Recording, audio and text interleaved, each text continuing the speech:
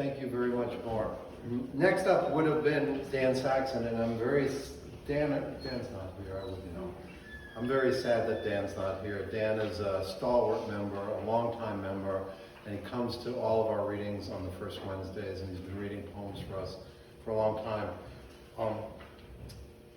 Okay, I'll just read his poem from here. Dan Saxon's Gravesite.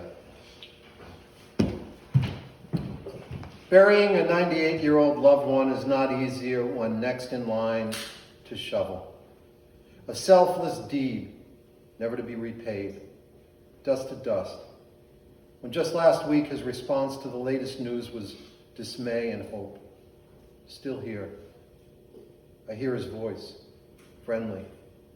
Even as his body lost its strength, and without aid he could not walk. Selfless. How he cared for others cannot be measured. Mounds of earth, pebbles pummel his coffin. He will be missed as he enters this vast universe of planets, stars, galaxies, black holes, and even heaven.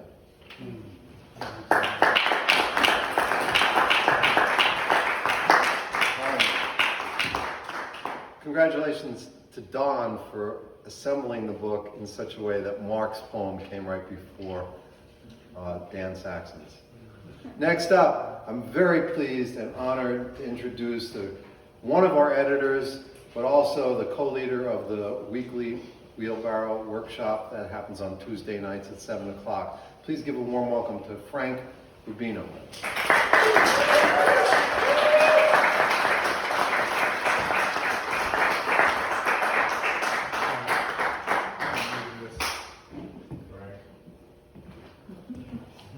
This is such a great night. It's so great to see everybody, and to have this come to fruition is just thrilling.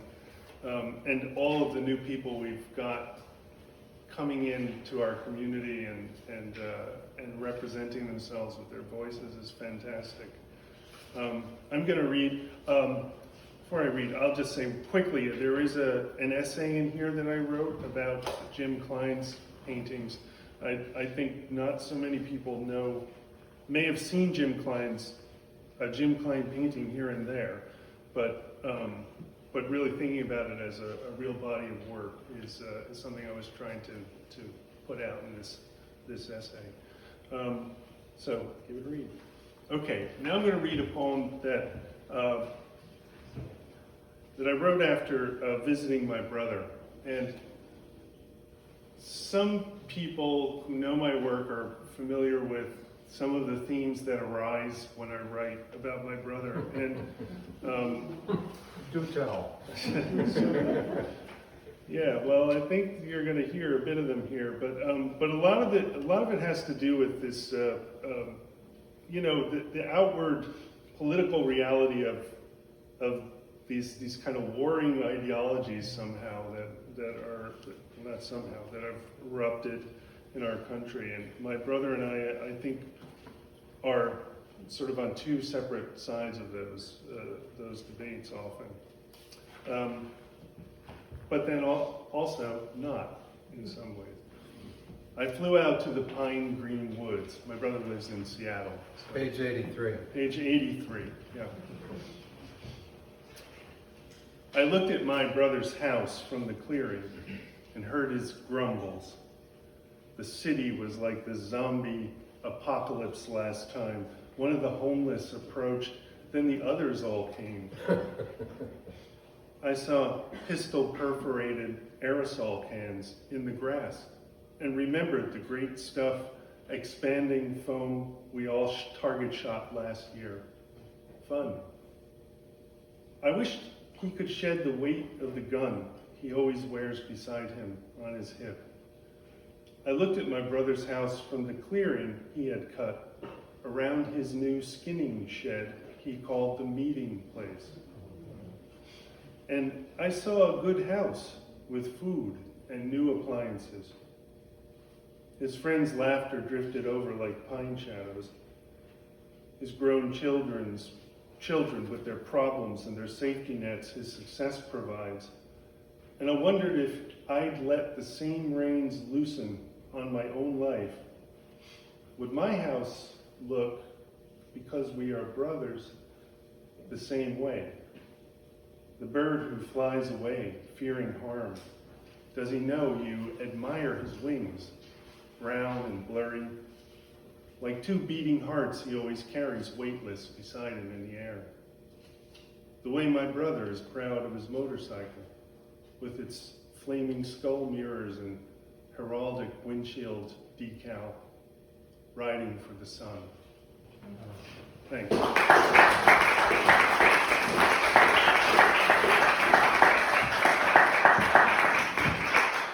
I am likewise very sorry that Wayne Miller, you're going to read for Wayne? Oh, I'm very sorry that Wayne Miller couldn't be here because we love him. But Don Zerilli is going to read one of his poems. Don. Thank you. Wayne asked me to read. He's been a great friend and helper to the Wheelbarrow community. He's on page 87, and his piece is called Knots. I woke up this morning and time is knotted, looped, stuck. I dreamt of a computer software issue from 15 years ago, giving advice to people I've never seen before who are running the system. And phrases from that time appear in my memory as from a deep pit spewing steaming mud prior to a lava flow. Of course, it never gets that bad.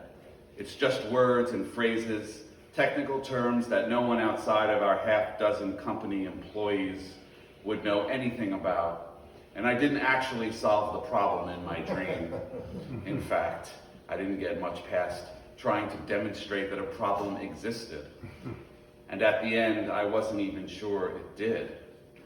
But that software never worked very well. And if that problem wasn't there, others were. But time was knotted for a couple of minutes, just waking up, trying to get the dream to continue, delving into what was the problem. And now, I don't know why it was important. When there are real problems to think about, like the battery died in my car, and I learned of 3 acquaintances in the last 4 days who had COVID. My son was a Boy Scout, and he has a book about knots. There are so many types, and each has uses they work best for. One cannot use the wrong knot on an old sailing ship's mainsail, else it may not be able to take the force of the wind. Some knots need easy release. Some knots are permanent. When I was young, my shoelaces would knot up if I tried to untie it, and an unnoticed lace was through the loop. If the knot got wet like that, taking it apart was a long process. Time knots in various ways. Sometimes scenes from the past filter the present when they shouldn't, and sometimes when they should. Sometimes time causes us to be still, not moving towards the future, blind to the lessons of the past. Sometimes time pulls us too fast. Too many changes, decisions needed quickly when all we want to do is to sit and rest for a while and then think. Sometimes time is merciful, letting us off the hook, providing extra hours. Sometimes time is just a taut line, a daily schedule of responsibilities, one after another. And we fall off that ride in the evening, take 2 breaths, and binge watch a show of someone else's taut timeline, imagining how we might respond in those circumstances, perhaps learning how to deal with events that we might someday face, just like a dream attempts to inform us to be prepared, or the storytellers of old provided life lessons. Some ancient peoples used knots on sets of twine to record events, a language of time in the knots. Now we knot our time to re-experience events in the present. And the skill to control that, our abilities to know the knots, where each should be used and how to tie and untie a wide variety, might be the difference between a life well lived and repetitive efforts which wear us down to nubs.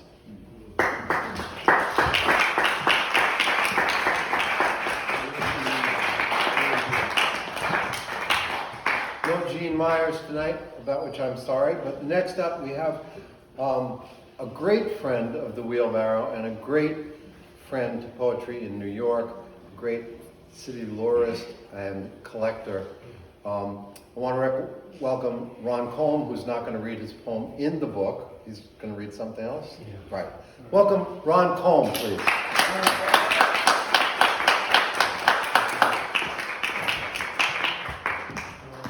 My poem is, I'm really grateful they published it, but it's just too gross. I didn't want to do it. And even the one I'm going to read from this book, I'm going to change the title. It was originally called Walt Whitman, but tonight I'm going to call it William Carlos Williams. You, William Carlos Williams, like God, are everywhere, all at once. Thank you.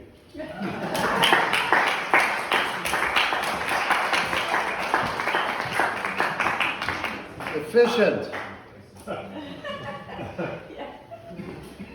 Nevertheless, he alienated the whole back row.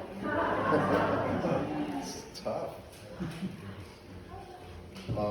Paul Jissick is not here, but Gordon Gilbert is, so please welcome Gordon Gilbert. I'm supposed to do Paul. Oh, and they told me. John J. Trouse, one of the originators of the Red Wheelbarrow group, is going to come up and read Paul's poem.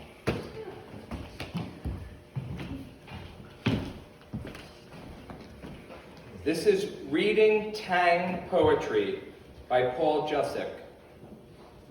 Reading Still Night Thoughts, I am transported back now to Li Bo's era. Like a young Chinese scholar, I memorize every word. Paul Jussick.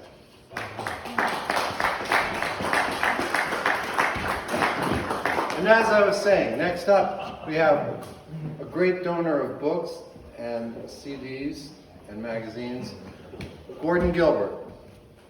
Gordon, read us a poem. Page 96 in your hymnal. Just a preface to this, I took a photograph in Battery Park City in the fall of the year, I believe it was, of a sunflower that had its huge head bending over as they do from the weight of the seeds. And I sent it out to people, but I decided to write a short poem to go with it, and that's what I'm reading to you now. Winter, Manhattan, Pastoral. At the north end of Battery Park City, a narrow fenced-off, fenced-in flower garden. Barren now, save one lone stalk, bent over by the weight of its once heavy seed head. The seeds long gone to hungry birds. A sunflower. Thank you.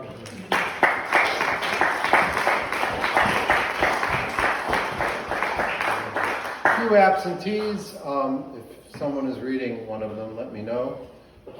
Robert McParlin, David Mueller, Christopher Bogart, Don Krieger, Howard Prosnitz, Janet Colstein, whom we love. And then the next person on the list is named Donald Zerilli. He's one of the best editors in the whole wide world. Never complains, is always kind to everybody he meets, and doesn't have a sarcastic bone in his body. Please welcome Don Zerilli. When you exit the stage, would you grab me a bottle of water in your kindness? I'll see what I can do. I want to thank Arthur for those marvelous lies about me. I just wanted to mention, Preeti Shah only sent us one poem, and Arthur was so disappointed he put 4 poems in the table of contents. And that was just our little tribute to you, Preeti. I'm going to read Dr. No on page 120. This poem is about two men who, for all you know, might have met. It's in the form of a letter. Dr. No. Wilmslow, 8 July, 1953. To Sean Connery, London. Dear Mr. Connery, it was a pleasure meeting you at the Mr. Universe competition yesterday. Thank you so much for speaking to me. You were terribly polite. I do hope the organizers will forward this note, even though I must fault them for not crowning you. I love the machine of your body, if you know what I mean. The perfection of it. The levers of your arms and legs, the lever even of your smile. To be perfectly frank, I needed what leverage I could get, but I won't bore you with my troubles. I hope I haven't cursed anything by implying you are a machine. More like you inhabit a machine. Man-sheen. Solve for N. Also, I'm very fond of machines. I've actually helped make some, though can take no credit in your case. If you're ever in Manchester, do drop by. I'm off of machines and onto chemistry, but that can be just as interesting. Yours, Alan Turing. P.S. If you are man in Chester someday, I won't blame you for avoiding me. I am a bit surveilled these days due to some outrageous behavior, and it might be best if you are not the mister of my universe. If we never meet again, I would like to take this moment to encourage you. I know you were a bit down about not winning and wondering if your machine is worth all the work to maintain. You spoke of acting as a more enduring possibility, and I heartily approve. We are all acting all the time. No one has proven that humanity is anything more than acting human, after all.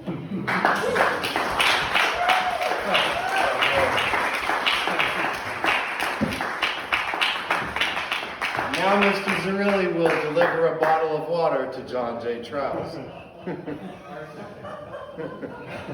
This is one. Because it has to happen. And it's no surprise that Mr. Zerilli, who was in charge this year of putting the poems in order in the book, put his poems next to those of his great friend, John J. Trouse, who it is now my honor to introduce to you. John, would you read us a poem?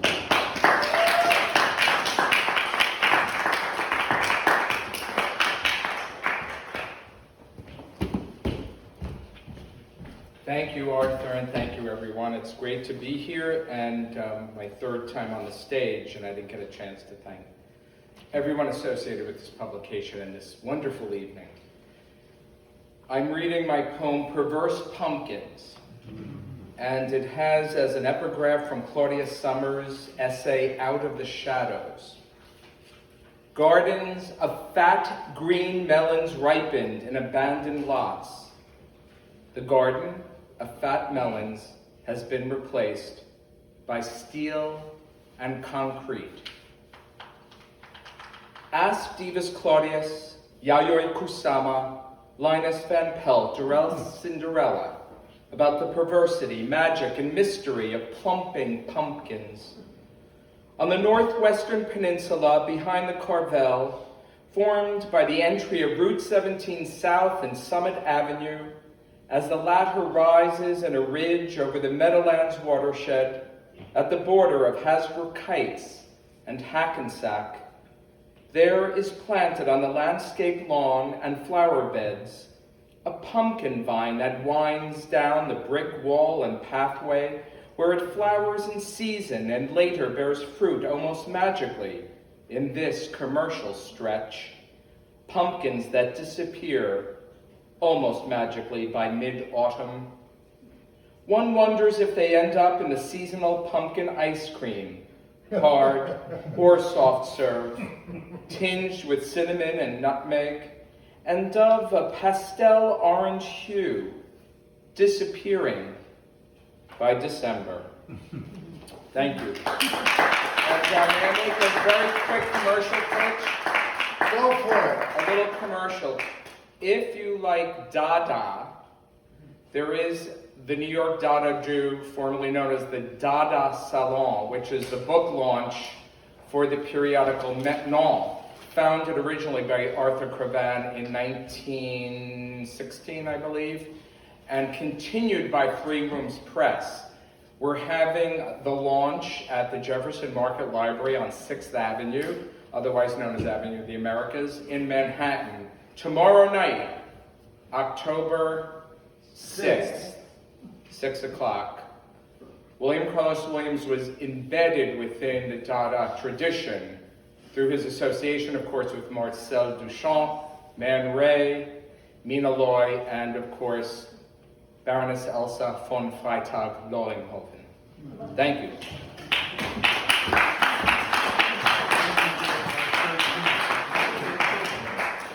Ben David Seligman does not appear to be here.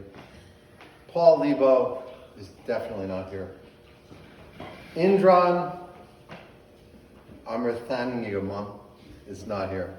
But David Briggs is here. David, read us a poem.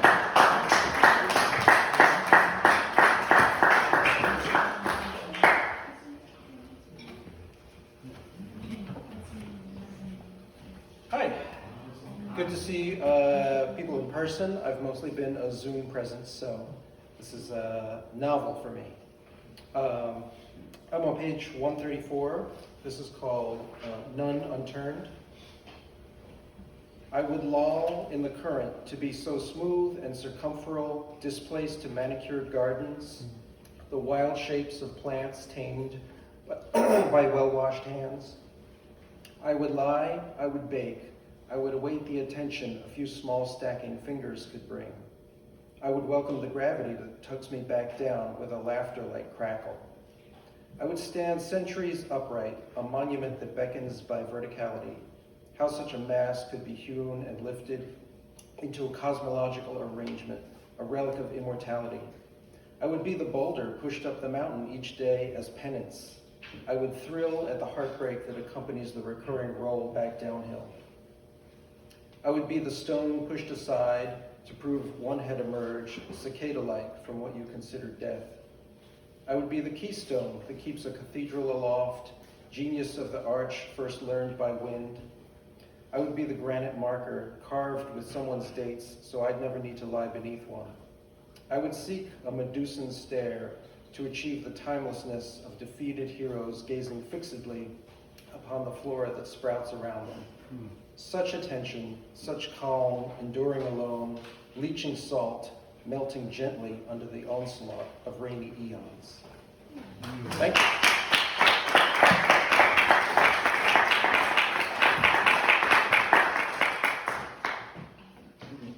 At the end of this list of people who aren't here, Kelly Nicolai is going to be next. Just wait.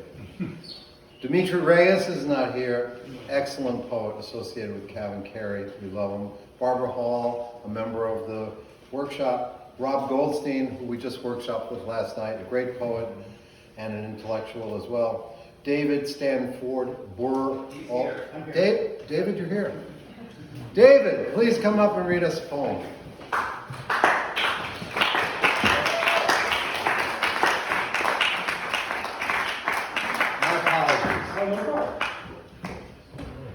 Thank you all. This is my first appearance in the Red Wheelbarrow. A little prefatory information. For the last 4 years, I've been researching and writing World War I poems from the perspective of the Tommies on the Western Front. I now have 217 of them which have been workshopped, and this poem that I'm reading tonight is the first one that's published. There's an epigraph. First the title, the second front. Arithmetic bugs add to our misery, subtracted from our pleasures, divided our attention, and multiplied like hell. The trench refrain. Cooties, chats, crabs, body lice, all the same. A verminous scourge of biting bloodsuckers, ravaging our flesh into an itching battlefield that had to be scratched. Red and blotchy with rash, retreating back into their snug trenches, seams of our wool, khaki pants and shirts to lay knits, hatched by their host's body heat. Daily brood loosed to feed, their sour odor was another hell. Every afternoon after tea, we take off our shirts and trousers and sit down for a chat. An hour of delousing and good-natured grousing, crushing them between our fingernails or gingerly running the seams above a lighted candle, careful not to burn the stitching on our only clothing. We had to get down close, and our baptism of fire popped them, speckled our faces with blood, just recently ours, and the ones caught out of no louse's land, gray-colored grains of rice, were nailed by the anvils of our fingernails, constellations of dark smutches in the warp and weave. A nice chat we had with our mates, unleashing our wrath, but the main objective was lost. Every day in the doing of it all over tomorrow, putting on the same clothes where deeply entrenched egg batches would soon hatch and draw their first blood. Wow.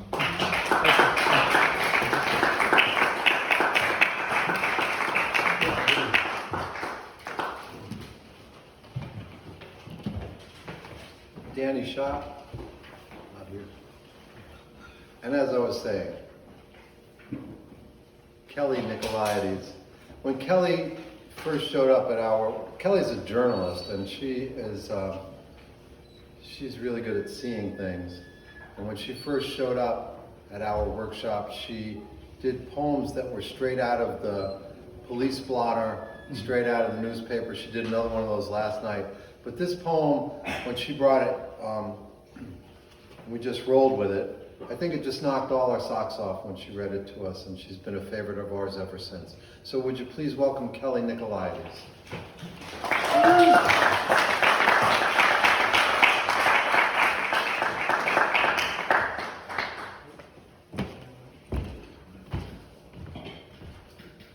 Thanks, everyone. So honored to be part of this group and finally published. This is better than any news article I've ever written. And you used to cover this event years ago. So, yes, Paper. I used to cover it, and now I'm part of the group. So here we are, and we all just rolled with it. I grew up playing double dutch jump rope on broken glass and barefoot next door to an abandoned factory, down the block from a couple of bars and a weed rat-infested parking lot in Passaic. And we all just rolled with it. We were latchkey kids. Mom worked in a hot plastics factory, wrapped sandwiches for a catering company, where I once assisted but sliced off my knuckle. And we all just rolled with it. Dad worked at a Golden Star Diner cook as Mom pulled night shifts for extra cash. One night she came home to find Dad screaming. He fell asleep smoking, set the mattress ablaze. My brother and me were next to him. Mom filled a bucket of water and drenched us into oblivion. And we all just rolled with it. When I was 12, we moved to Carlstadt.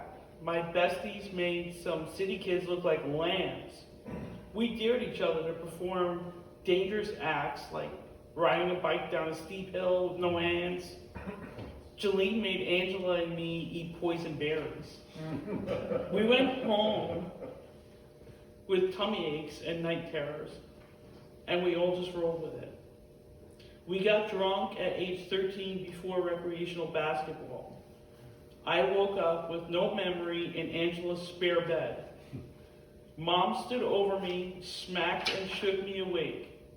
Then she beat me senseless with an oversized stuffed unicorn, and we all just rolled with it.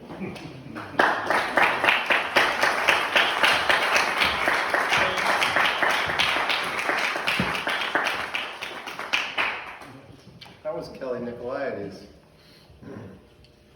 George Wallace, not here, right, George? Roxanne Hoffman. Tom Benedictson is not here. Anton's one of our editors. Would you please give Anton Yakovlev a round of applause?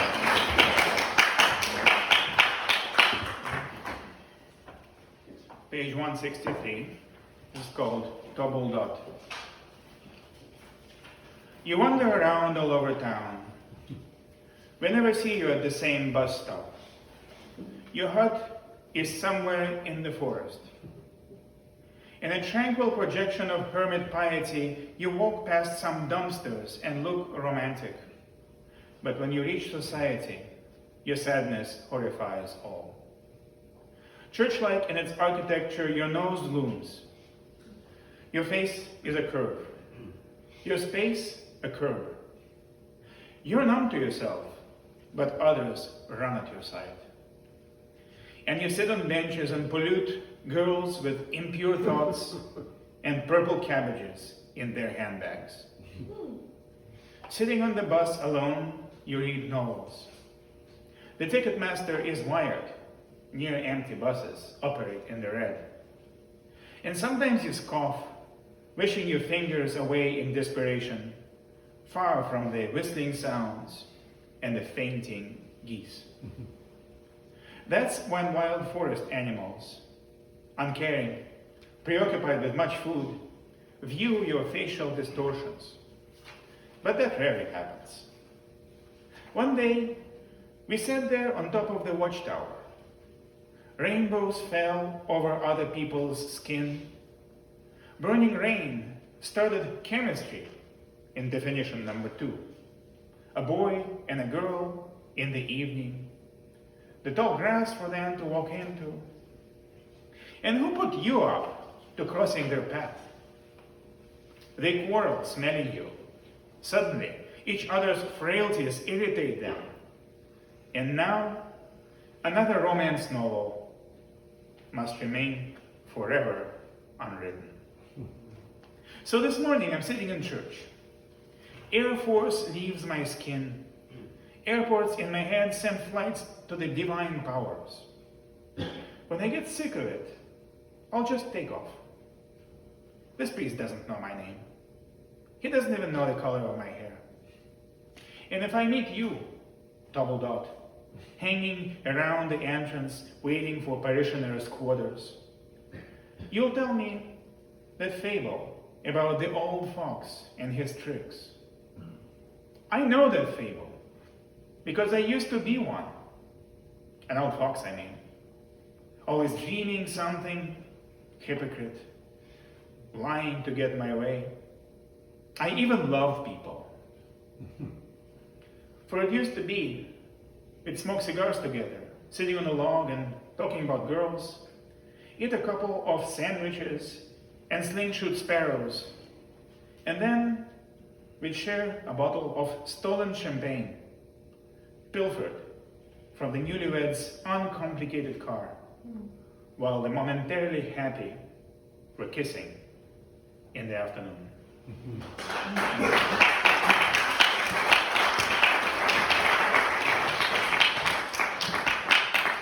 Next up, a guy who wandered into the workshop off the street, and we took him in because we didn't really have a choice.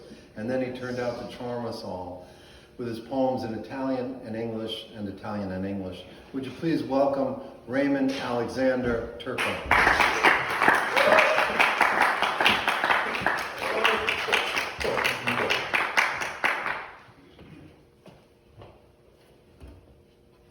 Evening, everybody. It's been a real pleasure to be with you all tonight and witness the birth and the release of this wonderful anthology.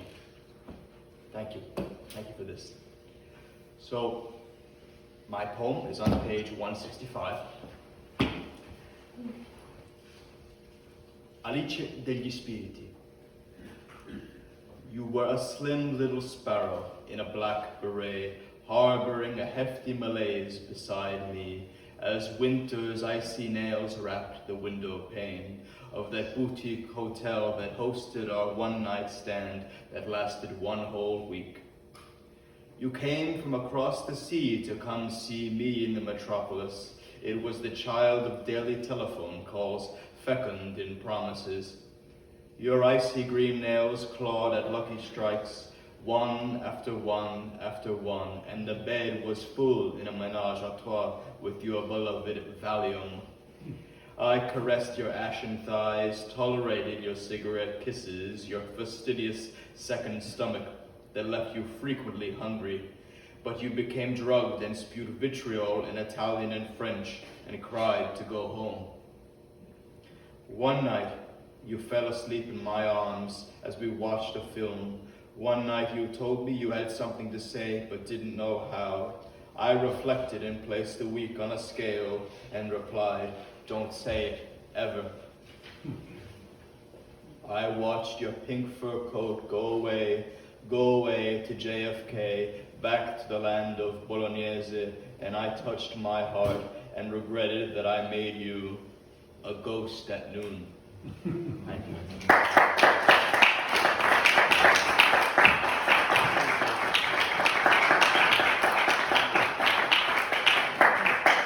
So glad we took him in off the street and gave him something to eat, glass of milk. Look what he's turned into. We're so happy with him. Ermira, you here? Ermira Mitre is next. We haven't seen her since before COVID. Ermira, please come on up and read us a poem.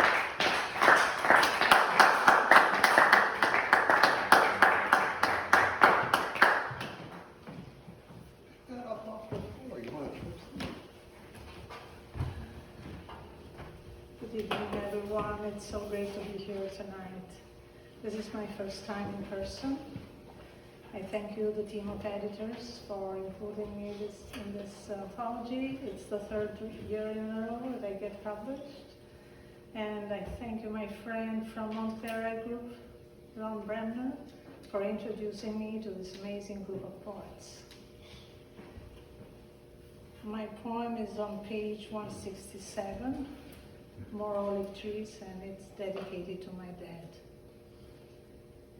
When I come back to visit the ranch, I smell your fragrance in the soft dirt.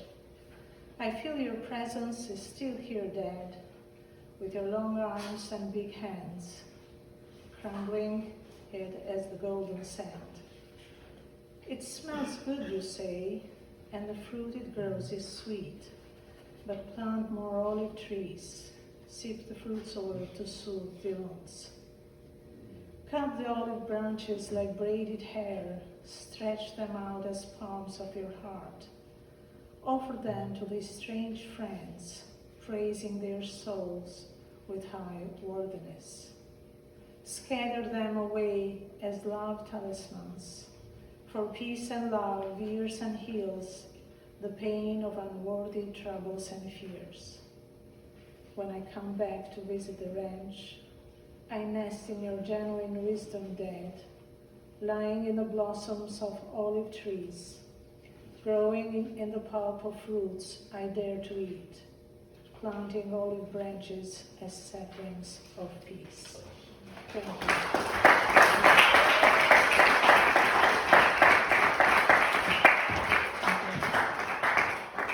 Thank you, Ermira. Michael Manzik is not here, and it's a shame because his energy is so... Can I read one of his? Yes, please. I would love to hear a Michael Manzik poem. Here's Anton.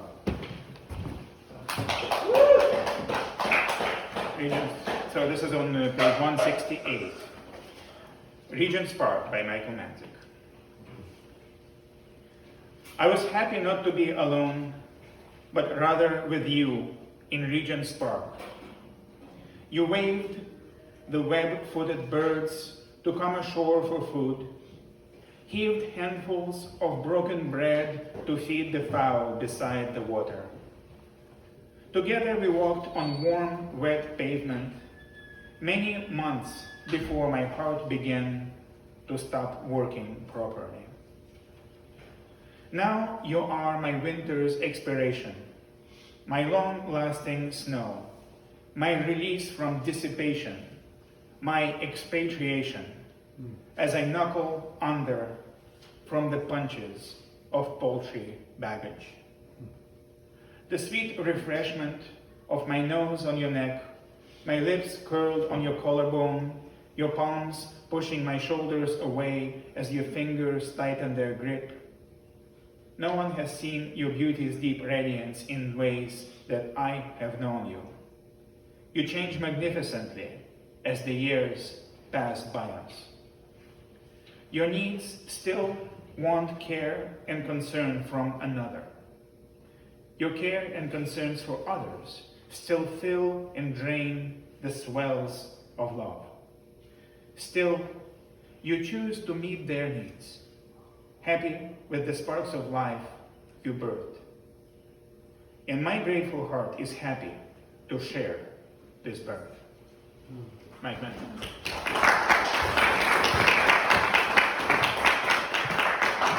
Thank you, Anton. Christine Adams is not here. She's not here. Joanne Santilia, who helped arrange this space and has been a great liaison between us and Felician, not here. Shane Wagner, who's a great member of the workshop and has been writing poems that come out of his recent medical experiences that have just blown us away, not here. Davidson Garrett is not here, and it makes me particularly sad because Davidson is ill. He's been a member of the Red Wheelbarrow for so long. He's not from New Jersey, he's like from Louisiana, but he lives in New York, and he was the king of the poet taxi drivers. So I would like to honor him tonight with a reading of his poem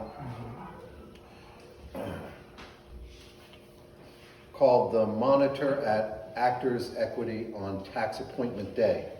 It's on page 176. Listen up, this is not going to become Ringling Brothers, hundreds of thespians crammed into this room built for 40. Stop the mumbling. No one can hear you over your talkative buzz. I'm only going to say this once, just once. You all have to number check your number. I'm only going to say this once. Just stop mumbling. We will sign up in groups of 10. Did you hear that? Groups of 10. I'm only going to say this once. Check your number. Also have your union card signed. It must be signed. If your union card is not signed, you will be persona non grata. You are getting taxes done for free. Lanyapi from the union picked up on an available date, your first, second, or third. I'm only going to say this once. Pick an available date and don't ask which date Leonard is working. You can't all have Leonard. Don't ask for Leonard on the day of your appointment. Bring all your paperwork. That means all your receipts from the previous tax year. You must have legitimate receipts. Don't try to fool the IRS. It's all on a computer. IRS has big red flags anyway. Red flags. Now, numbers 1 to 10, go into the hall to sign up at the sign-up table. I'm only going to say this once. First group, 1 to 10, pick an available date. Union cards must be signed. There's a calendar by the table in the hall. It shows available dates. Line up for first group. I'll call 11 to the next 20. Let's be ordered. This is not going to be Ringling Brothers. I'm only going to say this once. Yes.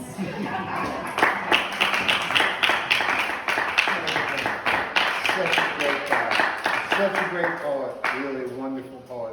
Patrick Hammer is not here today. Yana Kane is not here tonight. Oh my God, they're all leaving now. We love them. It's pretty late, It's pretty late. Late. Found their ride. All right. Patricia Carrigan's not here. Marion Calabro is not here. Moira, would you read us a poem? Yeah, sure. Moira O'Brien, one of the editors of the Red Wheelbarrow, number 15. Close out night. Okay. This is on page 188. Morning roll.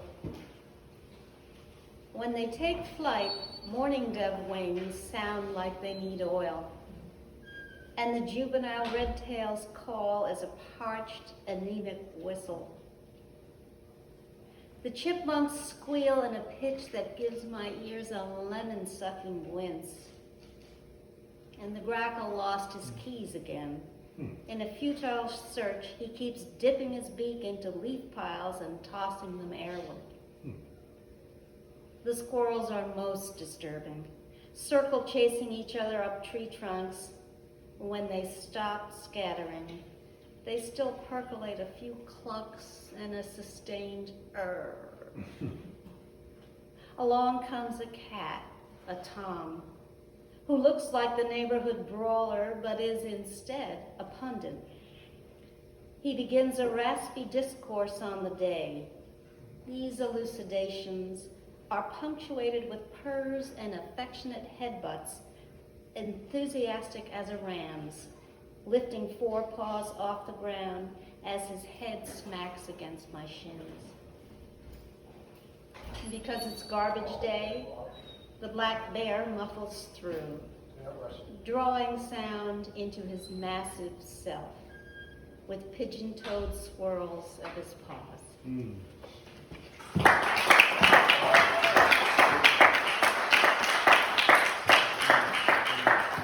It's late, I've been told, and everyone's going home. So that's the end of our reading. I hope you enjoyed it and that you'll all submit to the Red Wheelbarrow number 16 next year and come back again and join our workshop. And I guess the next reading's in November. And it's going to be Jim Klein premiering his new book, The Dumb Have the Advantage. I have to go take my chargers back to Eugene, New York.